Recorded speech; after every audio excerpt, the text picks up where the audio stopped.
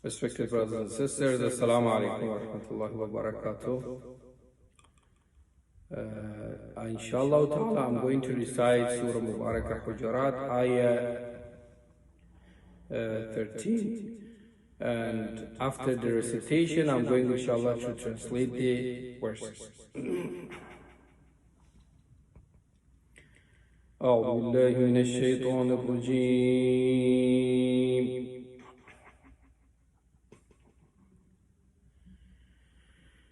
بسم الله الرحمن الرحيم.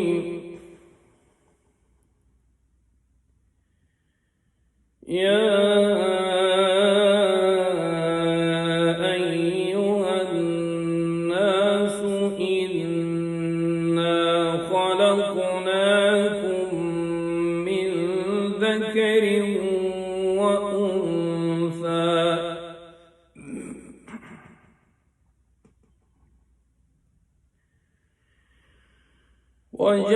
وجعلناكم شعوبا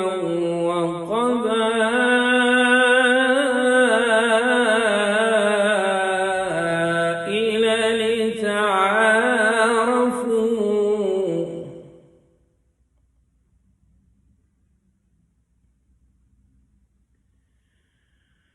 إن أكرمكم عند الله أتقاكم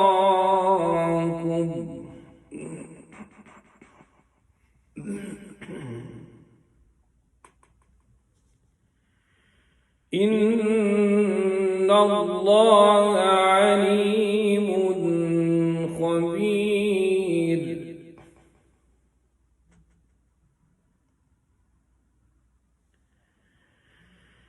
يا أيها الناس إنا خلقناكم من ذكر وأنثى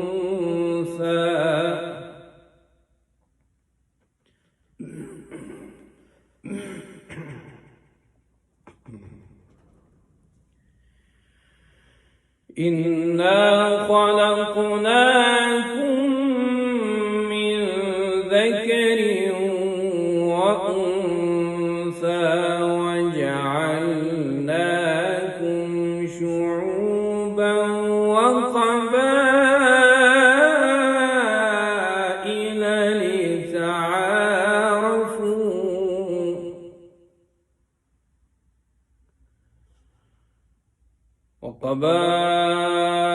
وقبائل لتعارفوا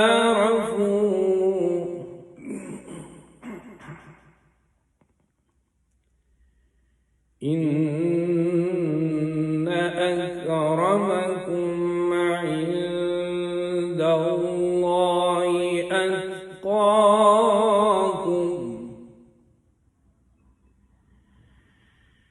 إن الله عليم خبير.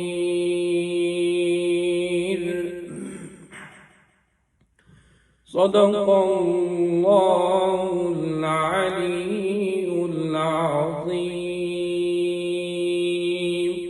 سبحان ربك رب العزة عما يصفون وسلام على المرسلين والحمد لله رب العالمين. اللهم نور قلوبنا بالقرآن وزين أخلاقنا بالقرآن ونجنا من النار بالقرآن واشف مرضانا بالقرآن واد ديوننا وفرج همومنا بالقرآن وعجل في الفرج مولانا صاحب العصر والزمان بالقرآن واجعل عواقب أمورنا وأمور المؤمنين والمؤمنات خيرا بالقرآن وارحم موتانا وسلم أحيانا وسلم مسافرينا بالقرآن برحمتك يا أرحم الراحمين. رحم الله لمن يقرأ الفاتحة مع الإخلاص والصلوات. اللهم صل على محمد. Brothers and sisters, Assalamu alaikum wa rahmatullahi wa barakatuh. The translation of Surah Mubarakah Hujurat, Ayah 13. Allah subhanahu wa ta'ala says, Ya ayyuhan nas inna khalaqnakum min dhakari wa untha. In this ayah, Allah subhanahu wa ta'ala talks to the human being, to the mankind, to every human being, to every mankind. Allah subhanahu wa ta'ala uses the word nas. That means the people. The people can be anyone, can be Muslim, can be non-Muslim, can be believers, disbelievers, can be everyone. Allah subhanahu wa ta'ala says, Inna khalaqnakum min dhakari wa untha. We have created you from a man and a woman, a male and a female. What does it mean? That means every human being is created the same. The creation is the same. Every human has the same system in their body. They have brain, they have eyes, they have nose, they have intellect, and they have wisdom. They can have wisdom, anything. Everything is the same. وَجَعَلْنَاكُمْ شُعُوبًا وَقَبَائِلَ لِتَعَارَفُوا. But every human being is created in different tribes and different families, different countries. Some people are born in India, some people are born in Afghanistan, some people are born in Iraq, some people are born in the United States. Some people are from, for example, Pakistan, from different countries, different tribes, different places. Why? لِتَعَارَفُوا. What does ta'arafu here mean? To be recognized and to communicate to each other. So here the ulama, most of the scholars believe that ta'arafu here means to have communications with each other. That means if I'm from Afghanistan and you're from India, we need to have communication with each other. We need to know each other. I have to know your culture, you should know my culture, and we have to mix the cultures, and we have to communicate with each other. We have to start friendship. We have to start brotherhood and sisterhood with each other. And this is allowed with every human being, because at the beginning Allah subhanahu wa ta'ala says, Ya ayyuhan nas. That means we as a Muslim, we are allowed to have communication with everyone. We are allowed to have friendship with everyone. We can be friends with Christians. We can be friends with Jewish. We can be friends with anyone from any country, from any tribe. And we are allowed to do that. We are allowed to do business. We are allowed to go to their houses. They are allowed to come to my houses, to our houses. And the only thing is about the food, and some of the foods that they are allowed to eat, we are not allowed to eat. So I'm not supposed to eat those things. So those ahkams and those Islamic laws are different. But generally, as Allah subhanahu wa ta'ala uses the word ta'arafu, we have to have communication with everyone in order to spread our knowledge and our Islamic laws. Because Islam is supposed to be informed to everyone. Everyone should be informed about Islam. Everyone should know about Islam, because a lot of people, unfortunately, they have negative idea about Islam. They don't know what the Islam is. They think that Islam is a violent religion, and Islam is not giving any rights to women. Islam is not nice. Islam is not friendly. No, we have to show the true face of Islam to the people. And what is the key? The key is la ta'araf. The key is the communication. We need to have communication with everyone. And sometimes we have to invite those people to our masajid, and we have to go to their places, and we have to exchange the knowledges, and we have to exchange the cultures, and we have to tell each other about each other's cultures. and they will be attracted automatically as soon as they know the the true face of Islam. That's why we believe when at the time of the reappearance of Imam-a-Zamana alayhi salatu wasalam, when Imam-a-Zamana alayhi salatu wasalam comes, everyone, they themselves voluntarily, without force, they convert to Islam. Well, this is promised even in the Holy Quran. لِيُظْهِرَهُ عَلَى الدِّينِ كُلِّهِ وَلَوْ كَرِهَ الْمُشْرِكُونَ. The religion of Islam will be the only religion. But why? Because of the treatment of Imam-a-Zaman alayhi salatu wasalam. Because of the akhlaq of Imam-a-Zaman. Because of his morality. Because of his wisdom. Because of his communication with the people.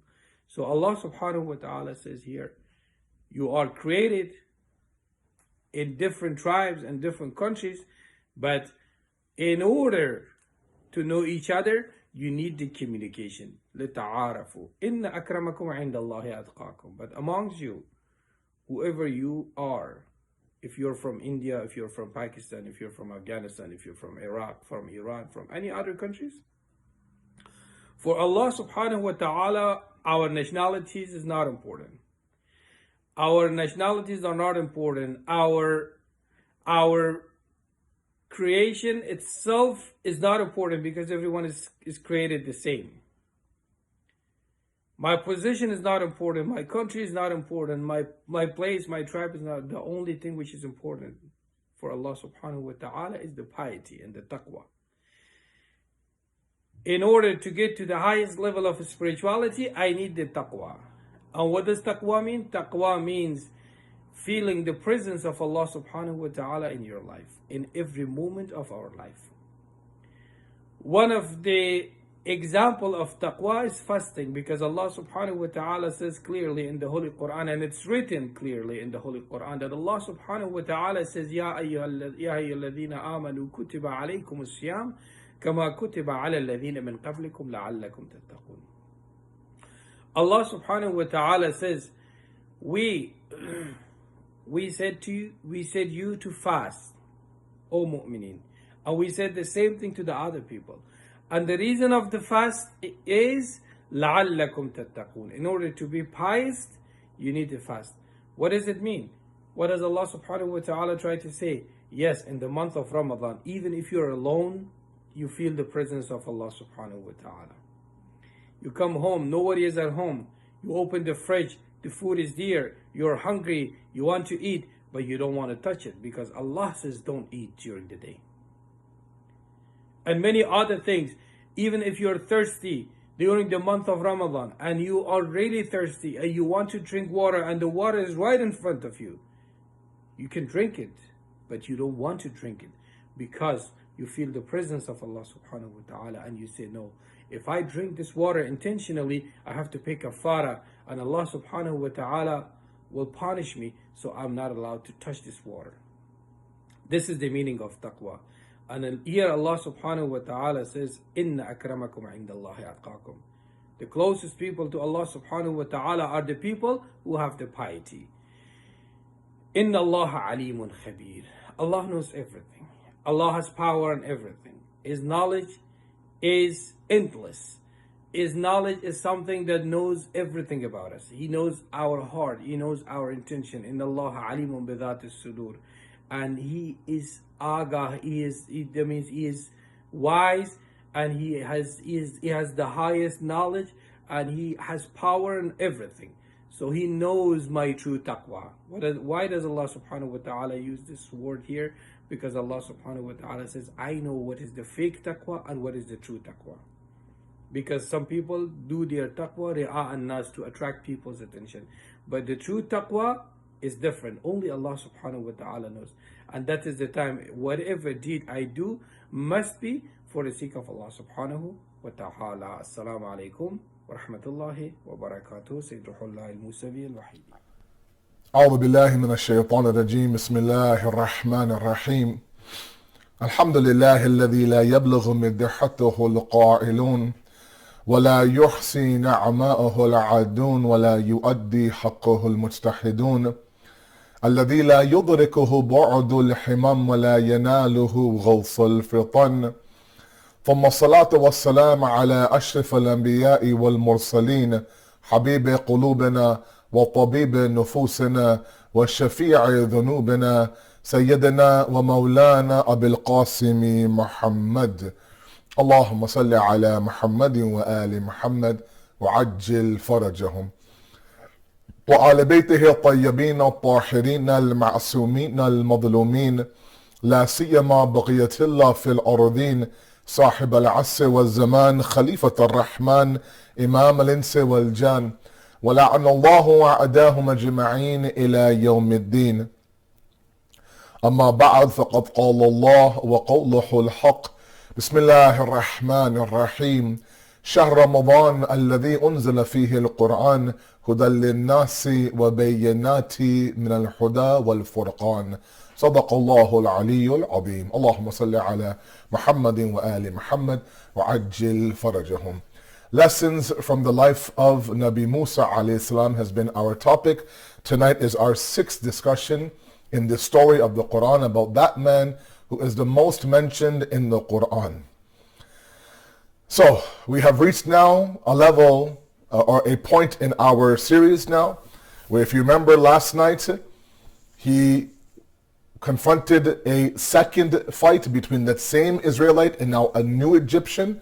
When things got a little bit heated, the Egyptian turns to him and says, "Are you going to kill me the way you killed the Egyptian from yesterday?" Musa's reaction, meaning he fled, he left, he totally took off. This Egyptian realized that it was in fact Musa that killed this Egyptian and went running to Fir'aun. And where I left you guys yesterday, the cliffhanger, was that Fir'aun now collects his witnesses, his evidence, and then he declares that Musa was responsible for killing an Egyptian. A warrant is set up for his arrest. Find Musa, bring him to me. I'm going to kill him on the spot. Okay? Now what happens now? Inside the inner circles of Fir'aun, there's a man by the name of Ezekiel. Ezekiel is the Old Testament biblical name. He's known as Hezekiel or Hirqil. Both of them are there in our books, in the sources at least that I have seen. He was known as, his laqab later on was Mu'min al Fir'aun, a believer inside the circles of Fir'aun. Okay, this was a man who sat actually in the secret meetings of Fir'aun, only his tight inner circle, but inside, this man was a believer in God. Okay, he saw Fir'aun, and inside, the way the books describe him, that he was just always waiting for some savior, some revolution, someone to come and topple this tyrant of a man named Fir'aun. He is now, of course, he's there in the circles. He's overhearing now what? That now a warrant for his arrest, for Musa's arrest, has been sent out, has been declared, and that the plan for Fir'aun is for him to kill Nabi Musa. Okay?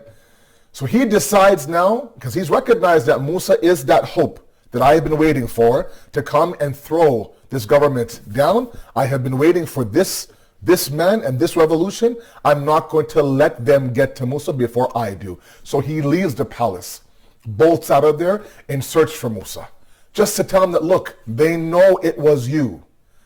Okay? He searches, goes inside the street. Where is he? He finds Musa. Finds Musa and says, Musa, Fir'aun knows that you killed the Egyptian. Okay?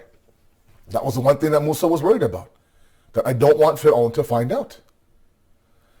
And he says, look, he's already sent out his men to arrest you, and you know that when he arrests somebody, he's going to kill them. If I were you, I'd leave town. Musa knew this individual, Hirqil, Hizkil, right? Now, mind you, kind of a disclaimer, there's also a prophet named Prophet Hizkil as well. That's a different person. This is a different person. There's no match there, okay? So Musa now trusts everything that he says. He listens to what this man says. He takes it very, he knows exactly this guy is in the inner circles of Fir'aun. He has the inside scoop on what's going on. Okay? At that moment, at the very moment that this man said to leave town, Musa leaves Egypt. He leaves Egypt. Okay? Doesn't tell his family, doesn't tell anyone, not his siblings, not his mother, nobody. With the clothes on his back, the shoes on his feet, he leaves town. He sets off on this extremely difficult journey on foot. on foot. Okay? And now enters another phase in Nabi Musa's life. The exit from Egypt and the entering of another city. Okay? Now, Hadith tells us, the various sources tell us, that this entire journey that he was on, he just ran. He just kept going, didn't know where he was going, didn't have any food with him, nothing. The way that the books describe this man's journey was a very, very difficult one. He survived on the leaves of trees and plants. Whatever wild foods he could find, he did. At the end of his journey of 8 days, his feet were bleeding from the soles. Okay?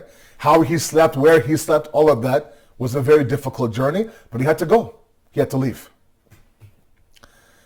And they say that on the 8th day of his journey, he wakes up in the morning to the sound of people, of sheep, of shepherds, the flocks of sheep. And he looks off in the distance and he sees a well. Around the well, there's a bunch of shepherds now with their sheep, and the sheep there, of course, are either they're drinking the water from the well or the shepherds are filling their buckets for the water. First sign of any sort of life or city or anything, he moves towards the city. The city is known as what? As Madian, or Midian, as sometimes it's referred to. This is a city that is the south of Syria, in the northern part of Africa, completely outside the domain of Fir'aun's government. So at least he's free from the clutches of Fir'aun's domain, meaning doesn't have any sort of power or any sort of domain in this area. Okay? Now enters this stage in his life. The next 10 years of his life, Musa, he stays in this city, and it is labeled as the best 10 years of his life. A number of things happen in these 10 years now. Let's find out one by one what happens. Okay? The first thing that ends up happening is that he's watching this small little gathering around the well of shepherds and their flocks of sheep, and they're all there, of course, getting their sheep, the thirst is being quenched and the buckets are being filled. And off to the side now, he sees these two women who have their sheep as well. He's watching them, and men are coming from here, no regard for anybody. Just stick your head in there. You know how it is sometimes, right? Get in there, every man for himself, or get your sheep, get the water and go. Get the water and go. And these two women are off to the side. Now you have to understand something about Musa now, okay? That incident with the Egyptian and the Israel, the two fights that he was involved in, and seeing Fir'aun and what he was doing since day number one in his life, has really, really now created this love he has to support those who are madloom. Any instance of oppression or dhulm or injustice or inequality, anything, it really resonates with Musa. And he can no longer be quiet. One silver lining in that Egyptian, now in that whole fight incident, was that he realized that I need to sometimes speak up against people who are being taken advantage of. And this precise moment now, this precise event, now mind you, this man is tired, this man is hungry, this man is thirsty, this man's feet are just completely cut up, hasn't slept or eaten in days. If it was you and me, maybe if it was me, I think, you know what, give me some of that water, can I get a meal in town? Where am I? But right away, his first instance is to approach the two women. He says, what are you doing here? Everything okay? Like, why are you sitting here? And the women said, well, in a very respectful way, we can't get in there. I mean, there's men everywhere, right? So they're respectful women, right? We're waiting until a moment for us to go in and get water for our sheep as well, right? And then before even Nabi Musa could ask, the verse in the Quran, which we'll go through at the end, like what we always do, one of the women had felt a need to say, "Wa abuna sheikhun kabir," and oh, by the way, our father is a very old man. If you're wondering why we women are doing this, our father is old. We don't have a male figure inside the house, a brother or anybody else, so we are asked to do this. But we can't just get in there, right? And you know how it is sometimes, right? Men just kind of like, they have no disregard. Is there a woman there waiting, this and that? And this inequality for Musa was very upsetting. It was very upsetting. He just couldn't stand it.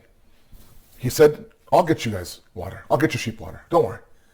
Again, tired, thirsty, feet are broken, everything, sleep deprived, everything.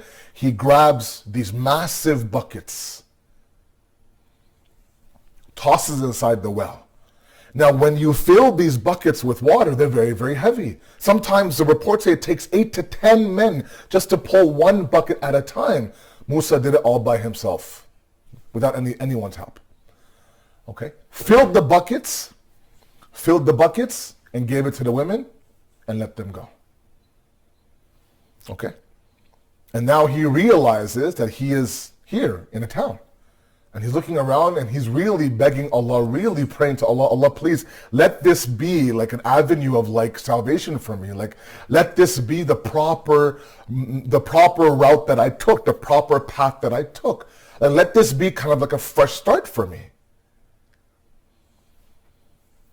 What he didn't realize is that this one act that he did in filling the water left such an impact on those women and their father that they describe as to be an older man, that when those women now went back home, now with water in their buckets, their father was surprised. They're like, he says that you're back quite early. Like usually you take a long time to get these buckets full of water. What happened this time? And they described the entire story. This man came, he asked us what we're doing, he took our buckets, he filled it for us, he let us go. Okay? And that man was Prophet Shuaib. Prophet Shuaib now, being a prophet of Allah, he's been residing there in Midian for many, many years. He's a man of gratitude, a man of God, a man of consciousness, a man of blessing, of course. He felt the need to at least acknowledge this man who did this huge favor for my daughters. Let's go back to Moosa now. Moosa is sitting there now, he's praying, Allah, basically, is this where I should be? Asking Allah. And in that asking, one of the women now come back to Moosa.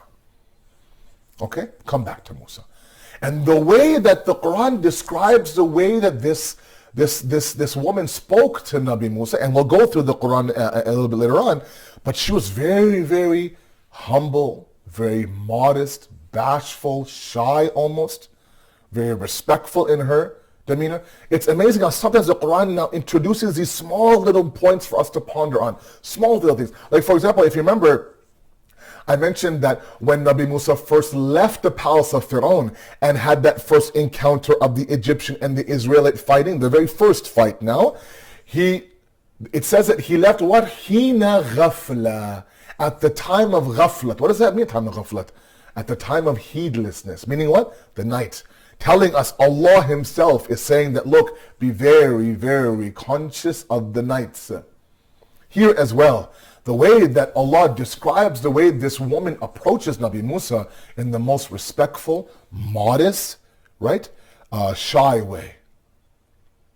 And she says to Nabi Moosa that my father wishes to invite you and to give you ajr and reward for what you've done. Now some say that one came, some say that two came, meaning two of the women came. Needless to say, he accepts the invitation. This is a man who hasn't eaten in days. He's surviving off of leaves and plants of a tree. He gets an invite for dinner now. Can you imagine for a moment what's going on inside of his heart?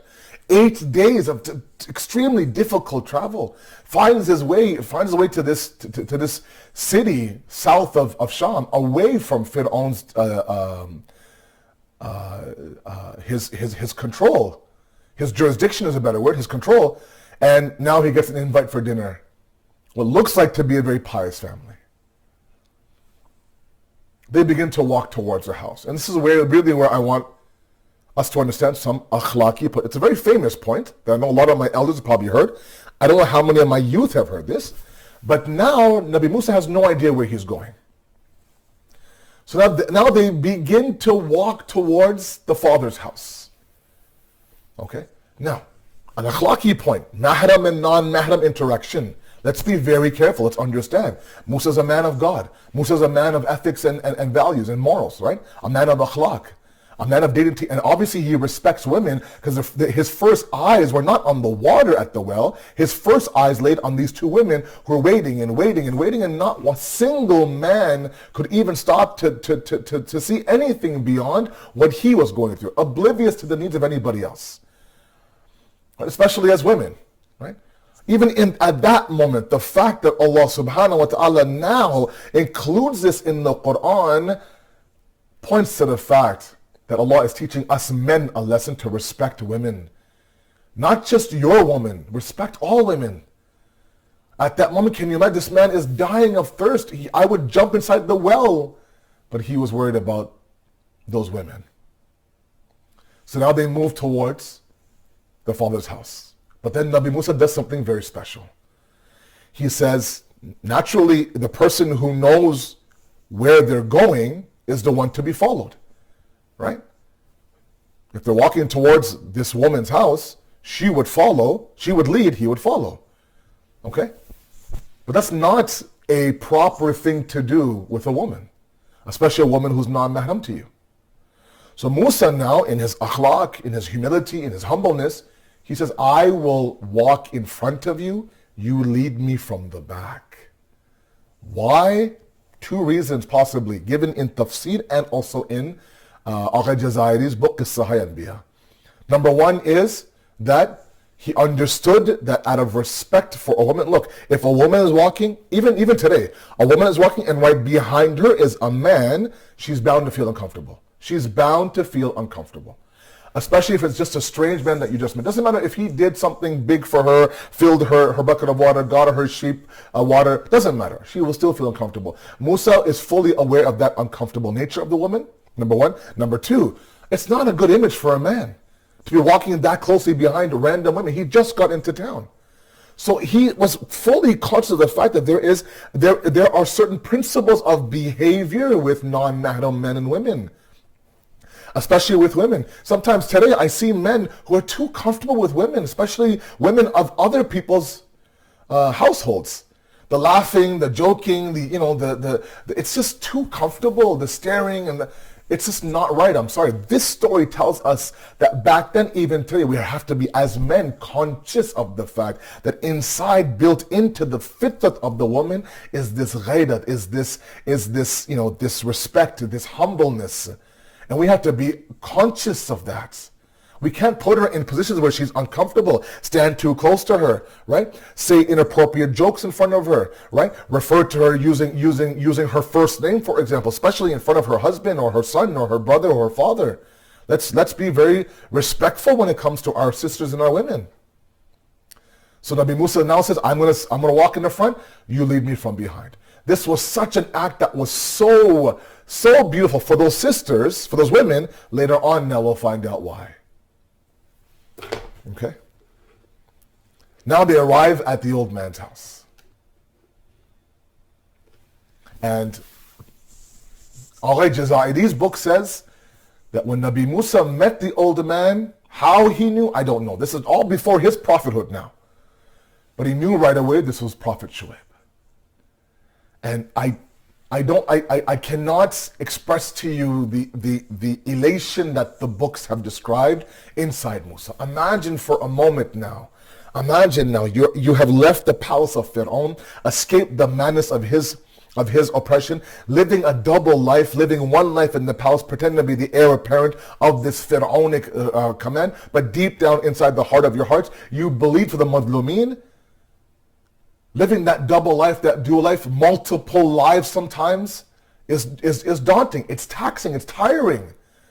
It's almost like he just felt this sigh of relief. Right? There was, you enter homes where there is taqwa, there is piety, there's people of God in the home. There's a sense of calmness in that house. The way the books describe Nabi Moosa entering into Nabi Shuaib's house was a sense of calmness, itminan, sukoon, almost as if I don't need to put on a face anymore. I don't need to pretend to be someone I'm not. And they were both men of God. So Prophet Shuaib says, I appreciate what you've done for my daughters. Where are you? What's your story? Where are you coming from? Who are you? You're not someone that's from here. And Nabi Moosa tells Nabi Shuaib his entire story. His entire story. And Nabi Shuaib says that, look, you're safe here. This is your dwelling. There's a room here. You can be here for as long as you want. Later on now, there's some contract in terms of times of years and blah, blah, blah. But initially he says, look, you're comfortable here. No one's going to bother you here. You're fine here. Right? Imagine now, again, I'll say it over and over again, not putting on that face. Right now, a lot of us are in seclusion. Hopefully, a lot of us are working from home. Right? We don't need to put on that face outside the home. We can really discover the true inner self of ourselves inside of our homes right now, in this seclusion, isolation, quarantine, and really discover the beauty of my faith inside of me. That sukoon, that itminan that Musa felt, that I'm home now. This is where I want to be. And so he sets up shop, he gets a bite to eat, he rests up a little bit, and then those daughters approach their father. And they give him a brilliant idea. And another point of reflection for us here, it was such a good point. What was that suggestion? They would say, look, Baba, you need some help with your work. This individual is young, he's strong, and he's pious. He's God conscious.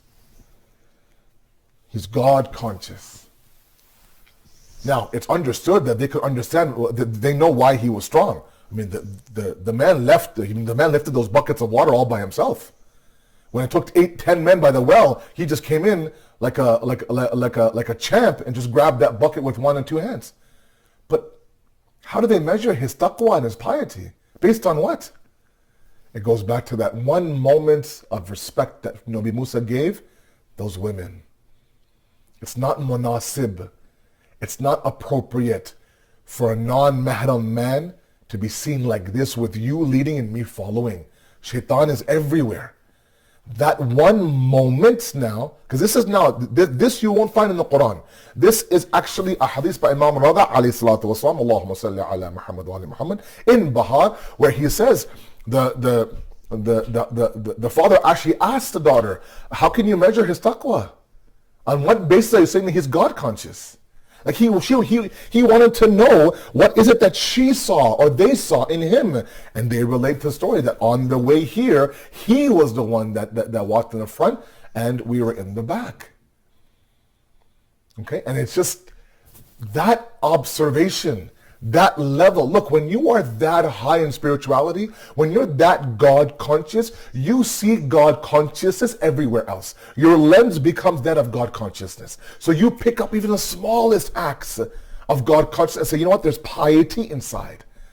You know, sometimes, I tell you, sometimes my parents, I want you to pick up these things with your kids, with your teenage boys, teenage girls. You know, a lot of the youth out there, they have moments and they have jewels and gems inside them. And sometimes they show you those moments of God consciousness to the point where you feel like, you know what, not all is lost. There's a brilliant side to my child. Accept that. Celebrate it. If for the past 5-6 days they are fasting, for example, okay?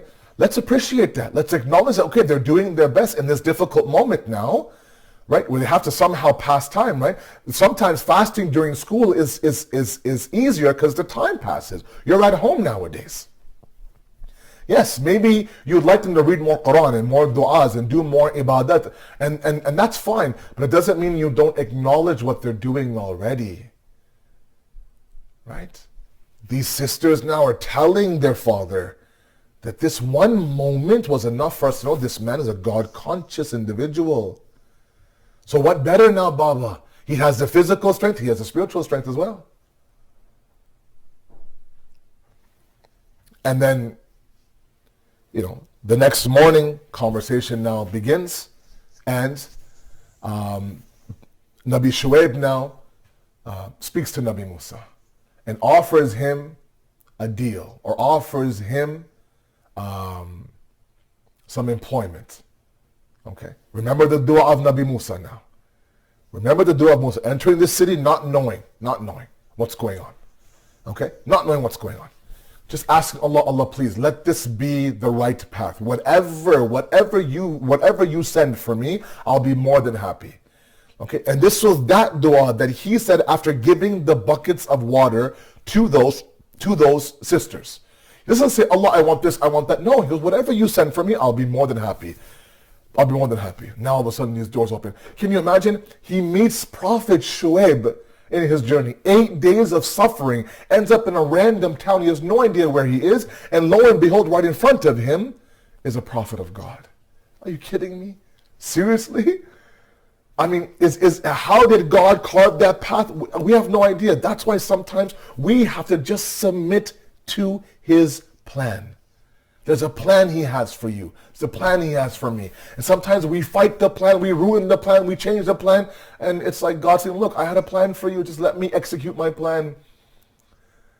Okay, it took that man in Fir'aun's palace, some random man that later on became someone who's famously known as a mu'min ali Fir'aun, to go and find Musa before Fir'aun's boys did. He said, look, get out of town, go.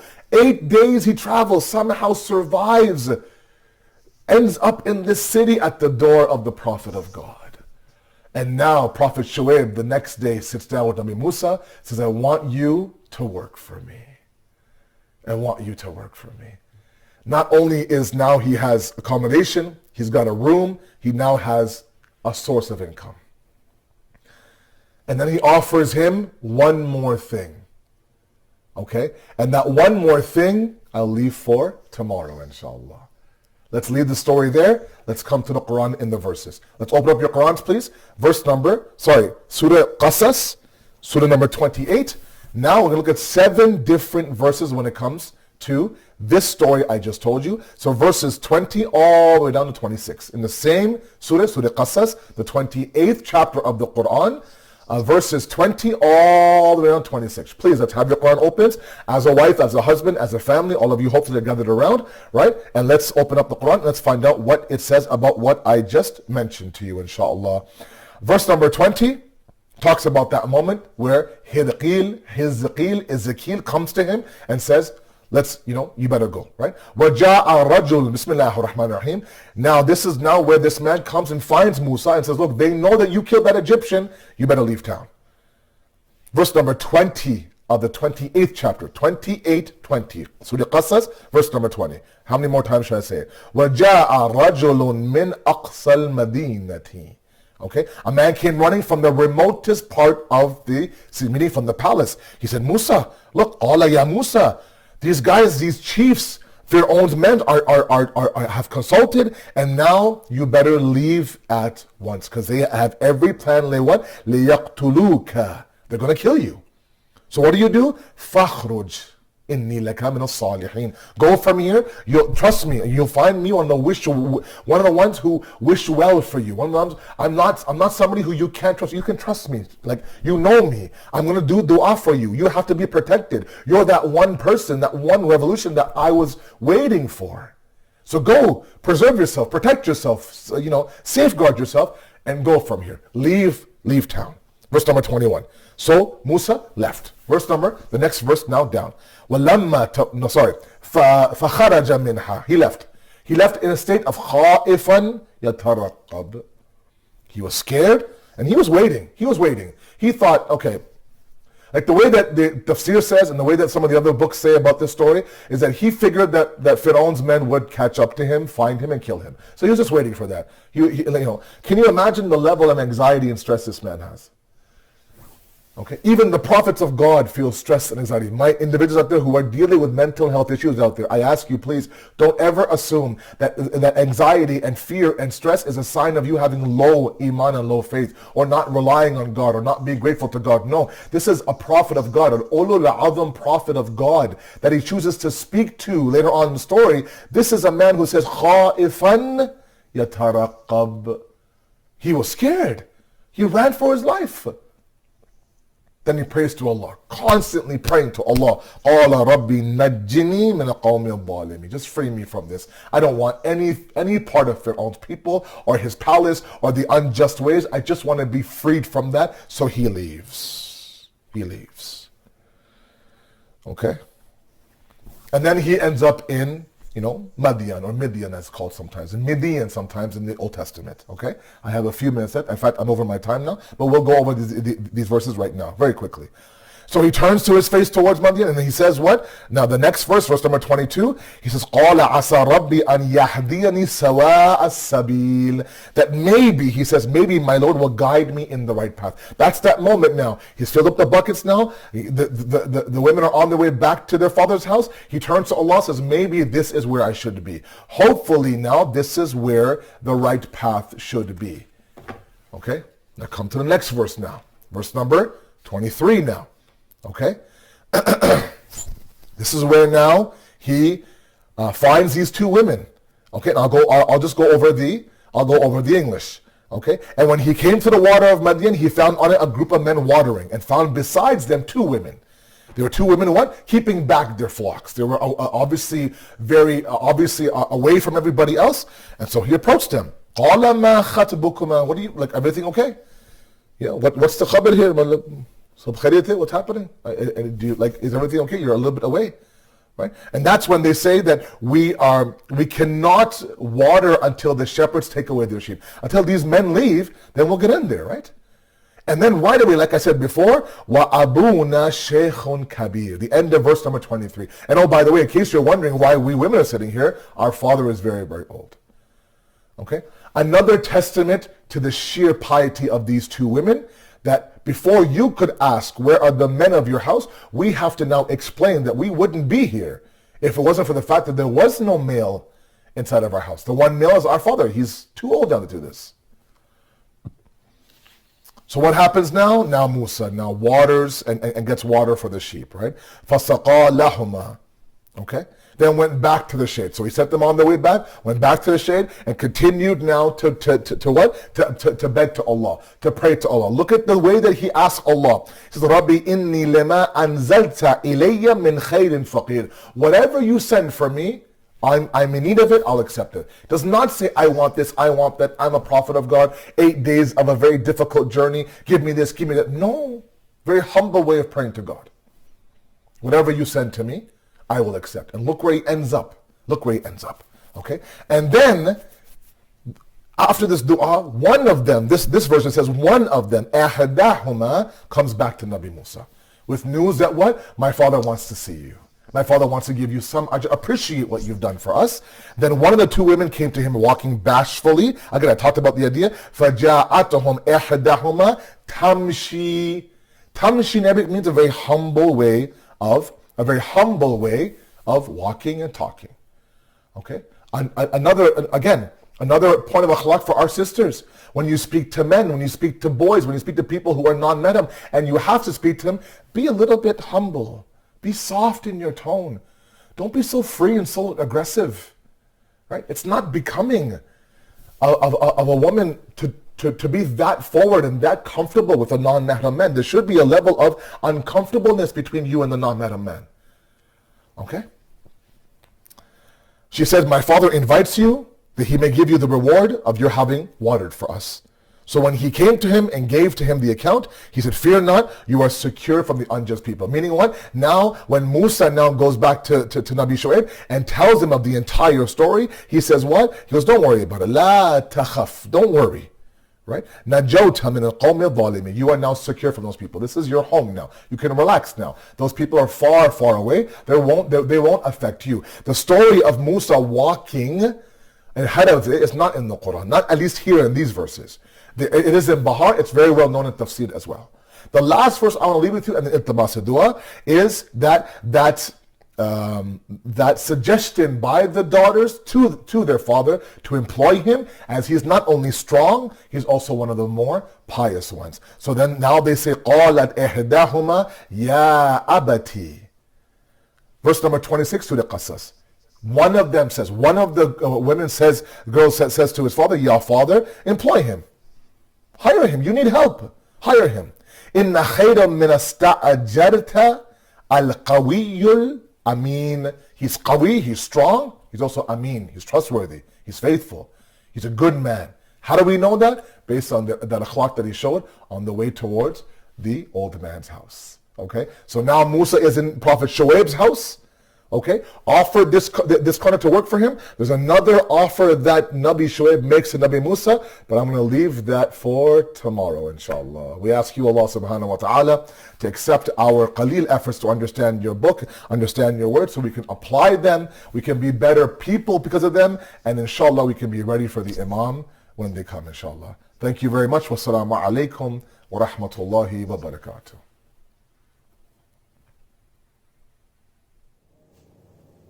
ایک درخواست ہے سورہ فاتحہ کی جملہ مومنین و مومنات مرحوم اور شہداء اسلام کے لیے. بسم اللہ الرحمن الرحیم الحمدللہ رب العالمین الرحمن الرحیم مالک یوم الدین ایاک نعبد و ایاک نستعین اهدنا الصراط المستقیم صراط الذین انعمت علیہم غیر المغضوب علیہم ولا الضالین. لا حول ولا قوة إلا بالله العلي العظيم. أعوذ بالله من الشيطان اللعين الرجيم. بسم الله الرحمن الرحيم. الحمد لله والصلاة والسلام على رسول الله وعلى آله آل الله لا سيما بقية الله ولعنة الله على أعدائهم أعداء الله من يومنا هذا إلى لقاء الله. أما بعد فقد قال الله يا أيها الذين آمنوا كتب عليكم الصيام كما كتب على الذين من قبلكم لعلكم تتقون. ایام ماہ رمضان کے ہیں. خداوند متعال نے ماہ رمضان میں ہم مومنوں کو ایک عظیم تحفہ عنایت کیا جس کا نام روزہ ہے. روزہ وہ عبادت جس کی نسبت اللہ جل شانہ نے خود اپنی طرف دی ہے، اور اس کی جزا، ثواب اور انعام اس خالق ہستی نے خود اپنے کو قرار دیا. اور روزے کا مقصد تقوی سے آراستہ ہونا قرار دیا. اللہ نے اپنے بندوں پر روزہ اس لیے واجب کیا تاکہ اس کے بندے روزے کے سہارے متقی بن سکیں. تقوی کیا ہے؟ متقی کی پہچان کیا ہے؟ یہ کیسے پتہ چلے گا کہ ہم نعمت تقوی سے مالا مال ہوئے یا نہیں؟ یہ وہ سوال تھا جسے مولا کائنات کے عظیم صحابی حمام نے آ کر کے مولا سے پوچھا. مولا نے ابتدا میں انہیں مختصر سا جواب دیا، لیکن ان کے اصرار کے پیش نظر مولا نے اس کا تفصیلی جواب دینا شروع کیا. کل کی تقریر میں ایک صفت آپ کی خدمت میں پیش کر چکا ہوں. مولا نے فرمایا کہ متقی وہ ہوتے ہیں جن میں تمام فضائل یکجا ہوتے ہیں. دوسری صفت، دوسری پہچان جو مولا نے بیان فرمائی وہ یہ ہے کہ منطقہم الصواب، ان کی زبان سے نکلنے والا ہر لفظ حق و صداقت پر مبنی ہوتا ہے. وہ وہیں بولتے ہیں جہاں بولنا چاہیے. وہ خاموش رہنے کے وقت بولتے نہیں اور بولنے کے وقت خاموش نہیں رہتے، اور جب بولتے ہیں تو صرف حق بولتے ہیں. ان کی زبان سے نہ کوئی باطل لفظ ادا ہوتا ہے اور نہ غیر ضروری و بے محل لفظ. دیکھیے، نطق و بیان اور بولنے کی صلاحیت یہ اللہ جل شانہ کا وہ عظیم تحفہ ہے جو پروردگار نے صرف ہم انسانوں کو عطا کیا ہے. کتنی عظیم یہ نعمت ہے اس کا اندازہ اسی سے ہو جاتا ہے کہ اللہ نے سورہ رحمان میں انسان کی خلقت کے ذکر کے فوراً بعد اسی نعمت کا تذکرہ کیا ہے. الرحمن علم القرآن خلق الانسان علمہ البیان. اللہ نے انسان کو پیدا بھی کیا اور اسے بولنا بھی سکھایا، اسے بولنے کی طاقت بھی عنایت فرمائی۔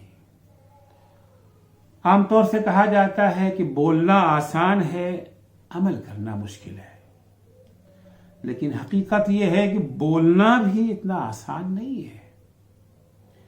بولتے وقت ذہن میں موجود لاکھوں الفاظ کے درمیان سے پہلے کسی مناسب لفظ کا انتخاب کرنا ہوتا ہے اور پھر لفظوں کو جوڑ کر جملہ بنانا ہوتا ہے۔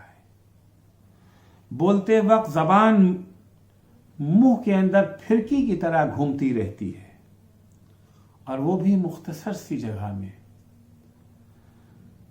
یوں تو انسان بھی بولتا ہے اور طوطا بھی بولتا ہے، لیکن دونوں کے بولنے میں فرق ہے۔ فرق یہ ہے کہ طوطوں کے جملوں پر فکر کا کنٹرول نہیں ہوتا، وہ سوچے سمجھے بغیر رٹے رٹائے جملے دہرانے لگتا ہے، لیکن انسان کی زبان سے ادا ہونے والے جملوں کے پس پشت ایک فکر کار فرما ہوتی ہے، اس پر فکر کی حکومت ہوتی ہے۔ نطق و بیان اللہ کی بہت بڑی نعمت ہے، اسی کے ذریعے ہمیں لکھنا سکھایا گیا۔ آج دنیا میں جتنی بھی ترقی ہے، جتنی بھی تہذیب و ثقافت پائی جاتی ہے، وہ سب تحریر و تقریر کی ہی رہی منت ہے۔ اگر تحریر و تقریر نہ ہوتی تو یہ ساری سہولتیں، طرح طرح کی ایجادات و اختراعات کا نام و نشان بھی نہ ہوتا۔ لیکن اسی کے ساتھ ساتھ ایک اہم نقطہ بھی ہمیشہ ذہن میں رہنا چاہیے کہ ہر عظیم نعمت کے ہمراہ ایک بڑا خطرہ بھی موجود ہوتا ہے۔ پہاڑ جتنا اونچا ہوگا اس کے پاس کھائی بھی اتنی ہی گہری ہوگی۔ زبان و بیان کی اس عظیم نعمت کے ہمراہ نہایت خطرناک کھائی بھی موجود ہے کہ اگر اس سرکش زبان کو قابو میں نہ رکھا گیا تو انسان کو اس خطرناک اور گہری کھائی میں گرا دے گی۔ اچھے اور باتقوی انسانوں کو ان کی زبان سے پہچانا جا سکتا ہے۔ جس کی زبان حق و صداقت کی پابند ہو وہی مومن ہے، لیکن اگر اس کی زبان آزاد ہو، آثار و نتائج کی پرواہ کیے بغیر جو چاہا بک دیا، وہ شخص کبھی بھی اچھا انسان نہیں ہو سکتا، چاہے وہ رات دن نماز و روزہ ہی میں کیوں نہ مصروف رہتا ہو۔ رسول خدا صلی اللہ علیہ وآلہ وسلم کی حدیث ہے کہ جس کسی کی زبان ہر قسم کی قید و بند سے آزاد ہو، اس کی باتوں کو اہمیت نہ دو۔ اگر ایسا انسان مکہ جا کر خانہ خدا کے ارد گرد چکر بھی لگانے لگے تو امام صادق کے بقول اسے حاجی نہ سمجھنا، شور و غل مچانے والا سمجھنا۔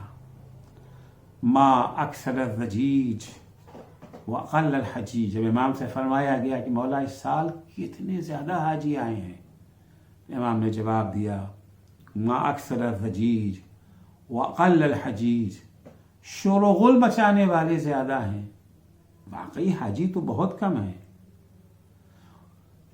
اس کی زبان پر جاری ورد و مناجات شور و غل کے سوا کچھ نہیں ہے۔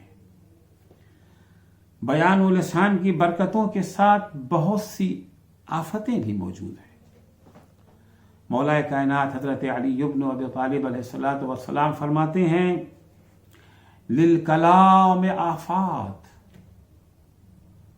کلام کے لیے، گفتگو کے لیے، بات چیت کے لیے، زبان سے جو باتیں ہم ادا کرتے ہیں ان کے لیے بے شمار آفتیں بھی پائی جاتی ہیں۔ اسی لیے علماء اخلاق نے اپنی اخلاقی کتابوں میں آفات اللسان کے نام سے ایک چیپٹر قائم کیا ہے. آفتوں میں سے ایک آفت وہ ہے جس کی طرف امام محمد باقر علیہ السلام نے اشارہ کیا ہے. امام اس سلسلے میں فرماتے ہیں ان ھذا اللسان مفتاح کل خیر و شر. یہ زبان ہر اچھائی اور ہر برائی کی چابی ہے. فَيَنبَغِي لِلْمُؤْمِنِ أَن يَخْتِمَ عَلَى لِسَانِهِ كَمَا يَخْتِمُ عَلَى ذَهَبِهِ وَفِضَّتِهِ. انسان کی زبان خیر کی بھی چابی ہے، شر کی بھی چابی ہے. لہذا انسان کو چاہیے کہ اپنی زبان کی پوری طرح حفاظت کرے، اپنی زبان پر مہر لگا دے، اسی طرح سے جس طرح سے انسان اپنے سونے اور چاندی کی حفاظت کرتا ہے. پرانے زمانے میں لوگ سونا چاندی تھیلی میں رکھتے تھے، اس کے بعد اس تھیلی کے اوپر مہر لگا دیتے تھے کہ اگر سیل ٹوٹی تو پتہ چل جائے گا کہ اس میں کسی نے خرد برد کیا ہے. تو سیل ایک انتظام ہوتا تھا حفاظت کا، اسے بچائے رکھنے کا. فرماتے ہیں امام کہ اسی طریقے سے آپ کو چاہیے کہ اپنی زبان کی بھی حفاظت کریں، کیونکہ اگر زبان کو قابو میں نہ رکھا تو یہ زبان شر کی چابی بن جائے گی خیر کی چابی بننے کے بجائے. یہ زبان ہر طرح کا دروازہ کھولنے کی چابی ہے، مگر دھیان رہے کہ اسے صرف نیکیوں کا دروازہ کھولنے کے لیے استعمال کریں. اسے بچھڑوں کو ایک دوسرے سے ملانے کے لیے استعمال کریں، اختلافات ختم کرانے کے لیے استعمال کریں، لوگوں کو نصیحت کرنے، امر بالمعروف اور نہی عن المنکر بجا لانے کے لیے استعمال کریں. ایک حدیث میں رسول خدا صلی اللہ علیہ وآلہ وسلم ارشاد فرماتے ہیں يعذب اللہ لسان بعذاب لا يعذب اللہ به شيئا من الجوارح. اللہ زبان پر ایسا عذاب کرے گا جیسا عذاب بدن کے کسی حصے پہ نہیں کرے گا. فَيَقُولُ يَا رَبِّ عَذَّبْتَنِي بِعَذَابٍ لَمْ تُعَذِّبْ بِهِ شَيْئًا مِنَ الْجَوَارِحِ. زبان بارگاہ معبود میں عرض کرے گی اے میرے پالنے والے، تو نے جیسا عذاب مجھ پر نازل کیا، جیسے عذاب میں تو نے مجھے مبتلا کیا، تو نے بدن کے کسی حصے کو ویسے عذاب میں مبتلا نہیں کیا. فَيُقَالُ لَهُ خرجت منک کلمۃ. پتہ ہے تجھے کیوں شدید ترین عذاب کیا؟ تجھ پر ایک ایسا لفظ جاری ہوا، زبان سے ایک ایسا لفظ باہر نکلا، فبلغت مشارق الارض ومغاربها، کہ وہ لفظ، وہ بات، وہ جملہ پوری دنیا میں پھیل گیا، مشرق و مغرب زمین کو اس نے اپنے احاطے میں لے لیا. شاید اس زمانے میں یہ حدیث صادر ہوئی تھی، اس زمانے میں لوگوں کے لیے سمجھنا مشکل رہا ہو کہ ایک زبان سے نکلا ہوا ایک جملہ پوری دنیا میں کیسے پھیل جائے گا. اگر جو گفتگو ہوئی ہے مکے میں بہت مدینے تک جائے گی، شام تک پہنچتے ہوئے بھی ہفتوں لگ جائیں گے، فوراً پوری دنیا میں پھیل جائے مشرق و مغرب زمین میں. لیکن آج ٹیکنالوجی کی ترقی سے یہ بات بہت واضح ہو گئی ہے. اس وقت میں ہندوستان میں بیٹھا تقریر کر رہا ہوں، یہ تقریر پوری دنیا میں سنی جا رہی ہے، ہر جگہ لوگ اس سے استفادہ کر رہے ہیں. فبلغت مشارق الارض و مغاربها، مشرق و مغرب زمین میں یہ پھیل گئی یہ بات. فسفک بها الدم الحرام، زبان سے نکلے ہوئے اس جملے کے نتیجے میں جو پوری دنیا میں پھیل گیا، نہ جانے ہی کتنے بے گناہوں کا خون بہا دیا گیا. وانتہب بہل معل الحرام، اور نہ جانے کتنا ہی محترم مال لوٹ لیا گیا، کتنوں کے مال و دولت کو تباہ کر دیا گیا۔ وانتہک بہل فرج الحرام، اور اس ایک جملے کی وجہ سے نہ جانے کتنی باعصمت خواتین کی عصمت لوٹ لی گئی۔ آج اس حدیث کا مفہوم بہت آسانی سے سمجھا جا سکتا ہے۔ ایک وہابی مفتی فتویٰ صادر کر دیتا ہے، جس کے نتیجے میں القاعدہ وجود میں آ جاتی ہے، طالبان وجود میں آ جاتے ہیں، داعش وجود میں آ جاتی ہے، اور ان لوگوں نے جس طرح سے خون کی ہولی کھیلی ہے، جس طرح سے شہر ویران کر دیے ہیں، جس طرح سے ہزاروں بے گناہ اور باعفت خواتین کی عصمت لوٹی گئی، ایک فتوے کے نتیجے میں، ایک جملے کے نتیجے میں۔ جس وقت ہیروشیما اور ناگاساکی پر ایٹم بم برسایا گیا، آرڈر ایک جملے ہی پر تو مشتمل تھا نا، ایک جملے کے آرڈر نے کتنی تباہی پھیلا دی۔ یہ جملہ کہاں سے ادا ہوا؟ زبان سے۔ اس لیے زبان اگر شر کا دروازہ کھولے گی، اگر شر کے دروازے کی چابی بن گئی زبان، تو جتنا عذاب زبان پر ہوگا اتنا عذاب بدن کے کسی حصے پر نہ ہوگا۔ پیغمبر اسلام نے جو جملہ بیان کیا، جو حدیث بیان کی، دیکھیے اسلامی فقہ میں آراز یعنی انسان کی عزت و آبرو، اموال اور دماء یعنی خون کو بہت اہمیت حاصل ہے۔ مومن کی عزت و آبرو، مومن کا مال، مومن کی جان، ان سب کو اسلام نے بہت ہی قدر و قیمت کی نگاہ سے دیکھا ہے۔ ان تینوں چیزوں کی حفاظت کا تاکیدی حکم ہے۔ اسی لیے پیغمبر اسلام نے زبان کے لیے اتنے شدید عذاب کا تذکرہ کیا ہے۔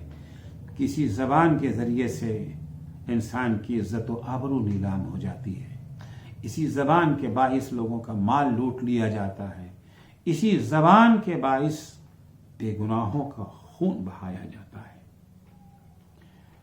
جتنی آسانی سے خطرناک گناہ زبان سے انجام پاتا ہے، اتنی آسانی سے دیگر اعضاء و جوارح سے انجام نہیں پا سکتا، کیونکہ زبان سے انجام پانے والے بہت سے گناہوں کو سماج گناہ ہی نہیں سمجھتا۔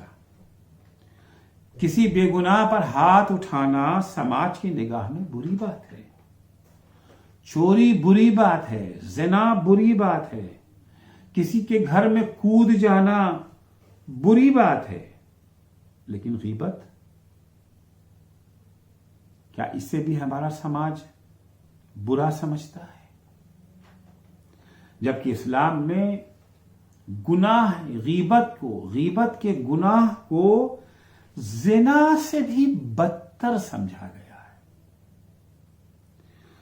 رسول خدا صلی اللہ علیہ وآلہ وسلم جناب ابو ذر سے خطاب کر کے کہتے، یا ابا ذر الغیبت اشد من الزنا، اے ابو ذر، غیبت کا گناہ زنا سے بھی زیادہ بڑھ کر کے ہے۔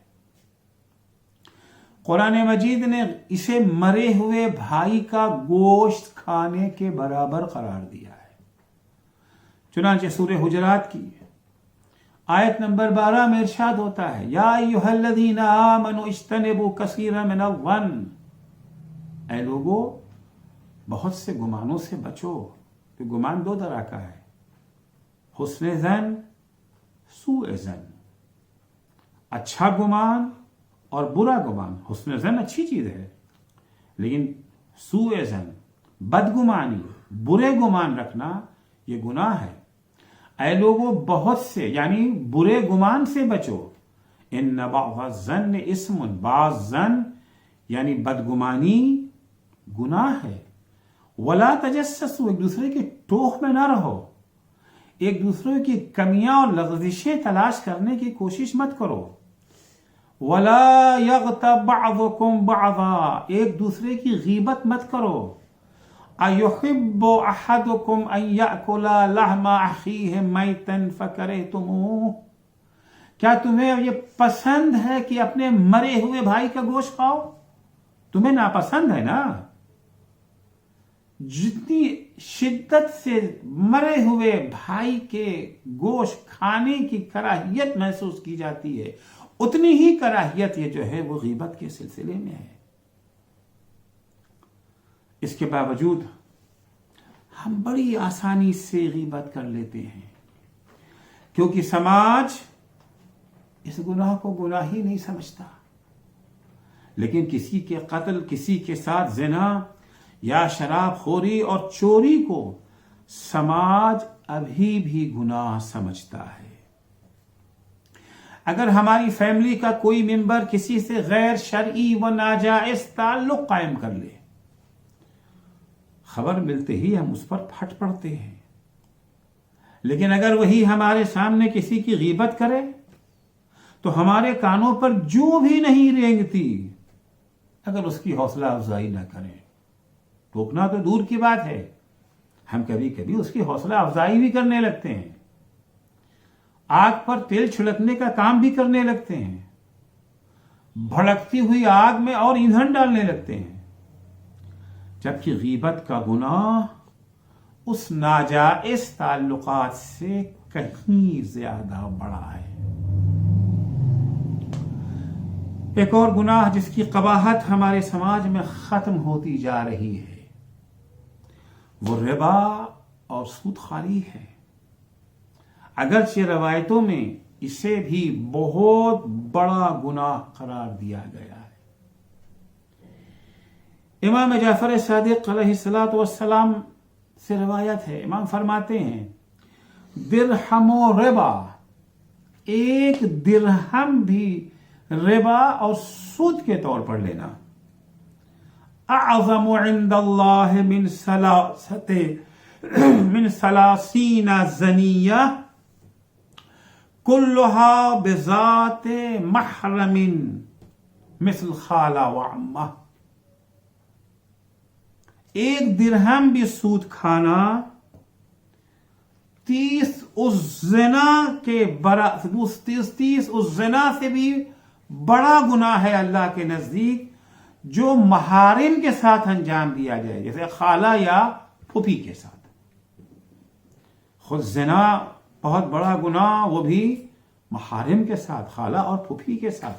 کوئی ایک زنا نہیں، 30 زنا سے بھی جتنا گناہ پھوپھی اور خالہ کے ساتھ 30 زنا کرنے کا ہے، اس سے زیادہ بڑا گناہ ایک درہم سود لینے کا ہے.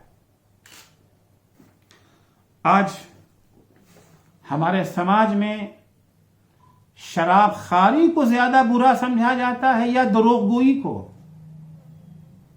ایک انسان جھوٹ بولتا ہے، دوسرا انسان شراب پیتا ہے، ہمارا سماج اسے برا سمجھتا ہے. گفتگو ہماری اپنے اسلامی سماج کی ہو رہی ہے، مسلمانوں کے معاشرے کی باتیں ہو رہی ہیں، شیعیان اہل بیت کے سماج کی بات ہو رہی ہے، دشمنان اہل بیت کی بات نہیں کر رہا ہوں. آج ہمارے شیعیان اہل بیت کے سماج میں شراب خواری کو پھر بھی برا مانا جاتا ہے، لیکن سود خواری، جبکہ امام محمد باقر علیہ الصلوۃ والسلام فرماتے ہیں دروغ گوئی اور کذب بیانی کے بارے میں، ان اللہ جعل للشر اقفالا، اللہ نے برائیوں پر کئی تالے لگا رکھے ہیں، ایک تو تالا نہیں ہے. وجعل مفاتیح تلک الاقفال الشراب، اور ان تالوں کی چابی اللہ نے قرار دیا ہے شراب کو، والکذب، اور جھوٹ کو. دو چیزیں ہیں، شراب اور جھوٹ. یہ دو چیزیں جو ہیں وہ برائیوں کے تالے کی چابی، جن کے ذریعے سے وہ تالے کھل جاتے ہیں، ساری برائیاں باہر آ جاتی ہیں. اس کے بعد امام فرماتے ہیں وَالْكِذْبُ شَرٌّ مِّنَ الشَّرَابِ، لیکن جھوٹ کا گناہ جو ہے وہ شراب سے بھی بڑھ کے ہے. جھوٹ شراب سے بھی بدتر ہے. جھوٹ کے سلسلے میں امام حسن عسکری علیہ السلام سے بھی روایت ہے کہ آپ فرماتے ہیں جعلت الخبائث كلها في بیت واحد. اللہ نے ساری برائیوں کو ایک گھر میں بند کر دیا ہے. وجعل مفتاحها الكذب، اور اس برائی کی چابی جھوٹ کو قرار دیا گیا ہے. جب تک انسان جھوٹ نہیں بولے گا تب تک انسان کوئی گناہ نہیں کر سکتا. ہر گناہ کی چابی جھوٹ دروغ گوئی ہے. زبان پر سب سے زیادہ عذاب، عرض کیا بھی حدیث نہ کہ سب سے زیادہ عذاب کس پر ہوگا؟ زبان پر ہوگا. زبان پر سب سے زیادہ عذاب کا ایک سبب یہ بھی ہے کہ جتنی قسم کے گناہ زبان سے سرزد ہوتے ہیں اتنی قسم کے گناہ کسی اور عضو سے صادر نہیں ہوتے. زبان سے تقریباً 30 قسم کے گناہ براہ راست سرزد ہوتے ہیں. کچھ گناہ وہ ہیں جو براہ راست سرزد ہوتے ہیں، کچھ گناہ وہ ہیں جو بالواسطہ، کچھ ڈائریکٹ کچھ انڈائریکٹ. وہ گناہ جو زبان سے ڈائریکٹ صادر ہوتے ہیں انہیں شمار کیا گیا، ان کی تعداد تقریباً 30 ہے. اور وہ گناہ جو انڈائریکٹ زبان سے صادر ہوتے ہیں ان کی تعداد تقریباً 200 گناہ ہے. 200 گناہ جو انڈائریکٹ صادر ہوتے ہیں.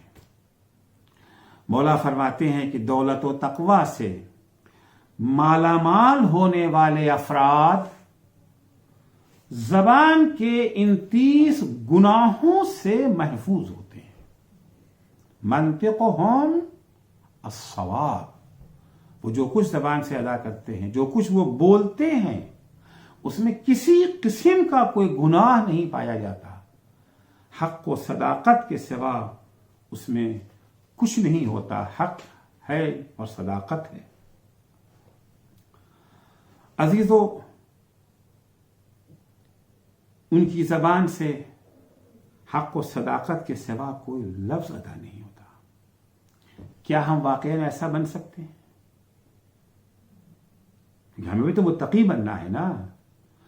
عبادتیں کیوں کر رہے ہیں، روزہ کیوں رکھ رہے ہیں؟ متقی بننے کے لیے. تو کیا ہم متقی بن سکتے ہیں؟ متقی بننے کی شرط کیا ہے؟ کہ ہماری زبان سے جو ادا ہو وہ حق کے سوا کچھ بھی ہماری زبان سے نہ نکلے. کیا یہ ممکن ہے؟ کیا ایسا ہو سکتا ہے؟ کیا ہم اپنے اندر انقلاب اور تبدیلی لا سکتے ہیں؟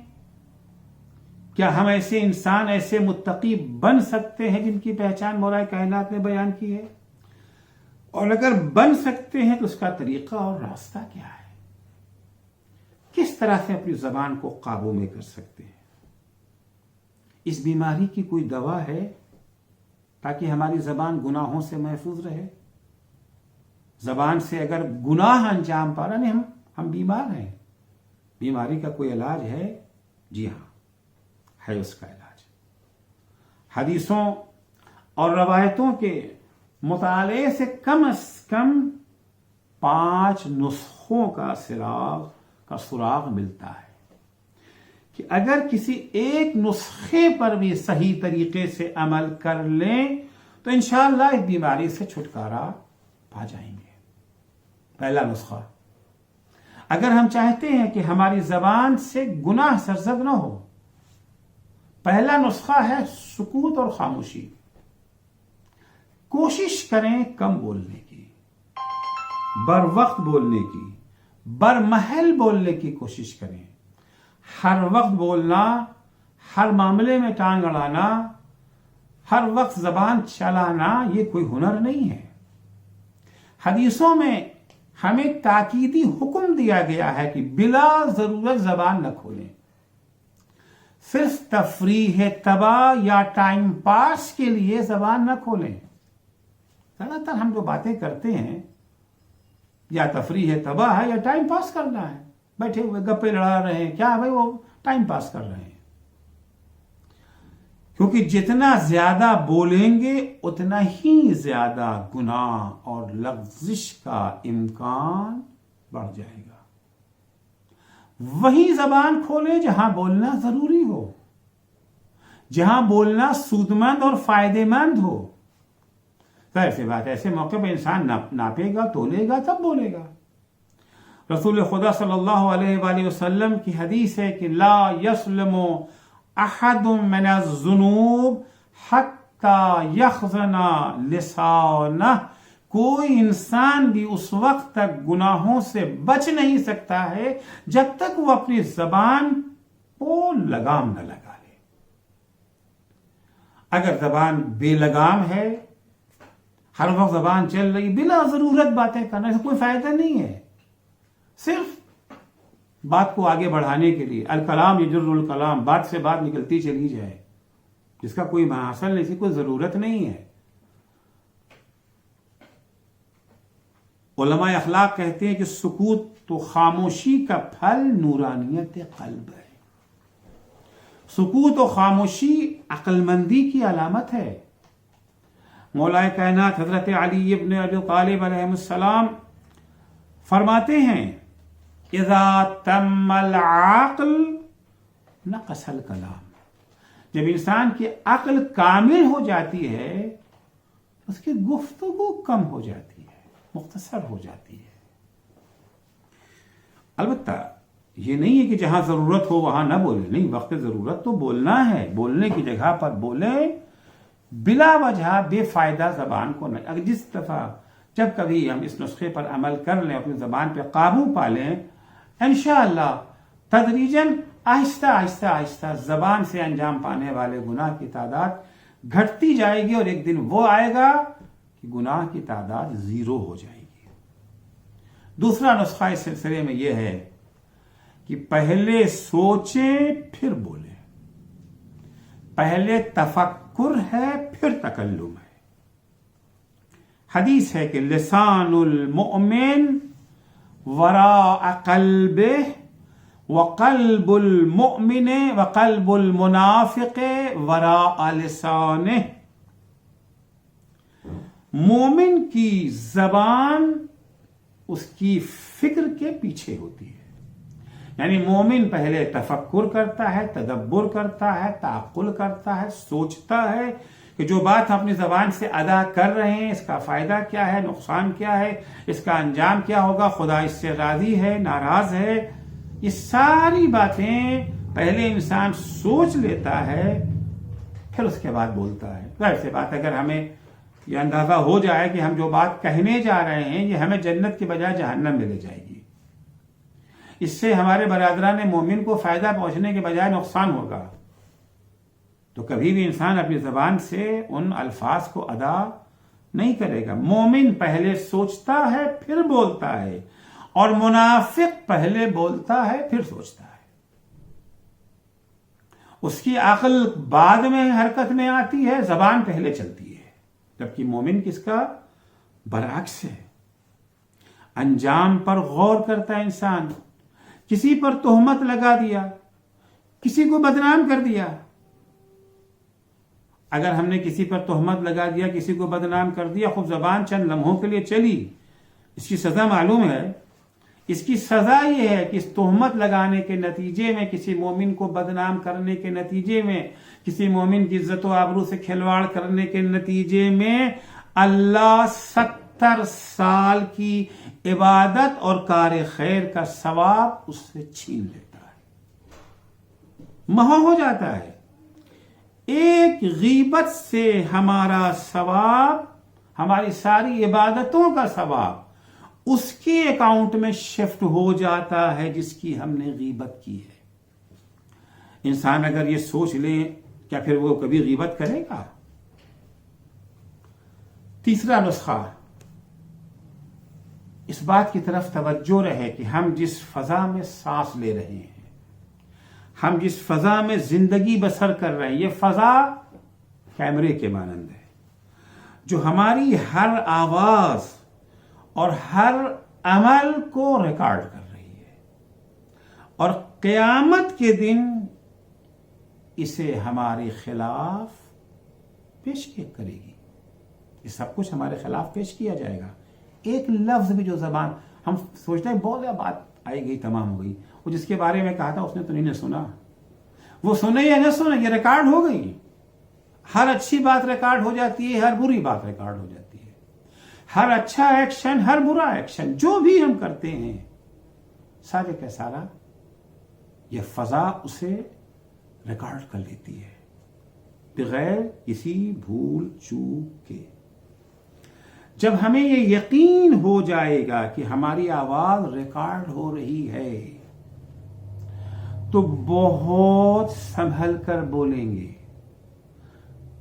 نپی تلی گفتگو آج بھی اگر ہمیں پتہ چل جاتا کہیں پر ہے کوئی صاحب کے پاس یہ جو ہے ایک دفعہ معلوم ہے کہ نہیں ریکارڈ نہیں ہو رہا ہے, بولنے چلے جا رہے ہیں, لیکن جیسے ہی احساس ہو جاتا ہے کہ ہماری گفتگو ریکارڈ ہو رہی ہے تو انسان سنبھل جاتا ہے.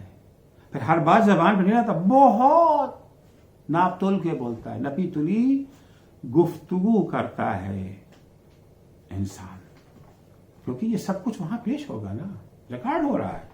آل عمران کی آیت نمبر 30 میں ہے کہ یوما تجدو کل نفس ما عملت من خیر محضرا وما عملت من سوء. قیامت کا دن وہ دن ہے جب ہر انسان کے سامنے جو کچھ اس نے اچھا کام کیا ہے اور جو کچھ اس نے جو ہے برا کام کیا ہے سب کچھ مجسم شکل میں اس کے سامنے حاضر ہوگا. یہ پورا ریکارڈ ہو رہا ہے. جیسے اس وقت میں گفتگو کر رہا ہوں, پوری گفتگو یہ جو ہے ریکارڈ ہو رہی ہے, ایکشن ریکارڈ ہو رہا ہے, چہرے کا اتار چڑھاؤ یہ جو ہے ریکارڈ ہو رہا ہے, آواز ریکارڈ ہو رہی ہے. اسی طریقے سے جو بھی ہم کرتے ہیں سب ریکارڈ ہو رہا ہے اور قیامت کے دن اسے پیش کیا جائے گا. اگر یہ تصور ہمیں ہو جائے, اگر یہ ہم باور کر لیں, اگر بولنے سے پہلے اس بات پر ایمان رکھیں, انشاءاللہ گناہوں کی تعداد, زبان سے انجام پانے والے گناہوں کی تعداد دن بدن گھٹتے گھٹتے زیرو ہو جائے گی. چوتھا نسخہ, اللہ نے کچھ افراد کو ہمارے تمام اعمال کو بطور عموم اور ہماری گفتگو بات چیت کو بطور خاص ریکارڈ کرنے کے لیے مقرر کیا. کچھ افراد مقرر ہیں, یہ فضا تو ہے ہی, کچھ افراد مقرر ہیں, اور ان سب سے بالا تر خود وہ عظیم ہستی ہم پر نظر رکھے ہوئے ہے جو لا تأخذہ سنۃ ولا نوم, نہ سوتی ہے اور نہ اونگتی ہے وہ ہستی. قل اعملوا فسيرى الله ورسوله والمؤمنون. قرآن میں ہے تم عمل کرو, جو لفظ تم زبان سے ادا کرتے ہو, جو ایکشن تمہارے اعضاء و جوارح سے انجام پاتا ہے, میرے حبیب ان سے کہہ دیجئے اللہ, اس کے رسول اور ائمہ اطہار سب ریکارڈ کر رہے ہیں اسے, وہ دیکھ رہے ہیں, سب ان کی نگاہوں کے سامنے ہے. ہمیں اگر یہ احساس ہو جاتا ہے کہ ایک بچہ بھی ہمیں دیکھ رہا ہے تو ہمارے حرکات و سکنات میں تبدیلی آ جاتی ہے. کوئی ایسا کام بچے کے سامنے بھی نہیں کرتے جس کے باعث ہمیں شرمندہ ہونا پڑے, تو خدا کے سامنے, رسول کے سامنے, ائمہ طاہرین علیہ السلام کے سامنے اگر یہ احساس ہو جائے کہ ہماری زبان سے نکلا ہوا ہر لفظ خدا سن رہا ہے, پیغمبر سن رہے ہیں, امام-a-Zamana سن رہے ہیں, یقیناً ہماری زبان سے انجام پانے والے گناہوں کی تعداد دن بدن گھٹتے گھٹتے زیرو ہو جائے گی. آخری اور پانچواں نسخہ, یہ یاد رہے کہ ہماری گفتگو بھی ہمارے اعمال ہی کا حصہ ہے. آخر کبھی کبھی ہم سوچتے یہ ہیں کہ ہمارا عمل تو ٹھیک ہونا چاہیے, بات تو آئی گئی تمام ہو گئی. نہیں, ہماری گفتگو, ہمارے زبان سے نکلا ہوا ہر لفظ ہمارے اعمال ہی کا حصہ ہے. مثلا اگر کسی بے گناہ کو تماشا مار دینے کو ہم برا سمجھتے ہیں تو اپنے جملوں سے تکلیف پہنچانے کو بھی برا سمجھنا چاہیے. جتنی اہمیت کسی بے گناہ کو تماچا لگانے کی ہے اتنی ہی اہمیت کسی کو اپنی لفظ, اپنی باتوں سے تکلیف پہنچانے کی ہے. ہم اس بات سے غافل ہیں کہ نیزے اور تلوار کا زخم بھر جاتا ہے, زبان کا زخم نہیں بھرتا. کسی کی غیبت کا گناہ اسے تماچا مارنے کے گناہ سے کہیں زیادہ ہے۔ پیغمبر اسلام صلی اللہ علیہ وآلہ وسلم سفر پہ جا رہے تھے کہ معاذ بن جبل حضور اکرم کی خدمت میں حاضر ہوتے ہیں اور کہتے ہیں یا رسول اللہ نصیحت فرما دیجئے جو ہمیں جنت تک پہنچا سکے۔ حضور اکرم نے معاذ بن جبل کو نصیحت کرتے ہوئے فرمایا یہ معاذ اپنی زبان کو قابو میں رکھو۔ معاذ نے تعجب سے پوچھا یا نبی اللہ وَإِنَّ الْمُؤَاخِذُونَ بِمَا نَتَكَلَّمُ بِهِ، اے اللہ کے رسول کیا یہ جو زبان سے ہم باتیں کرتے ہیں اس کا بھی حساب ہوگا؟ اس کے سلسلے میں بھی ہمیں جواب دینا پڑے گا؟ اس کی بھی ہمیں سزا ملے گی؟ حضور نے جواب میں فرمایا سکلت کا امک یا معاذ، اے معاذ تمہاری ماں تمہارے ماتم میں بیٹھے ہیں۔ وَهَلْ يُكَبَّ النَّاسُ فِي النَّارِ عَلَى وُجُوهِهِمْ إِلَّا هَلْ يُكِبُّ النَّاسَ فِي النَّارِ عَلَى وُجُوهِهِمْ إِلَّا حَصَائِدُ أَلْسِنَتِهِمْ، اگر کچھ لوگوں کو اوندھے منہ جہنم میں ڈالا جائے گا تو کیا یہ ان کی زبانوں کے نتائج کے سوا کچھ اور ہے؟ اگر لوگ اوندھے منہ جہنم میں ڈالے جائیں گے تو اس کا ریزن، اس کا سبب یہ ہے کہ انہوں نے اپنی گناہوں، اپنی زبانوں سے کچھ گناہ انجام دیے۔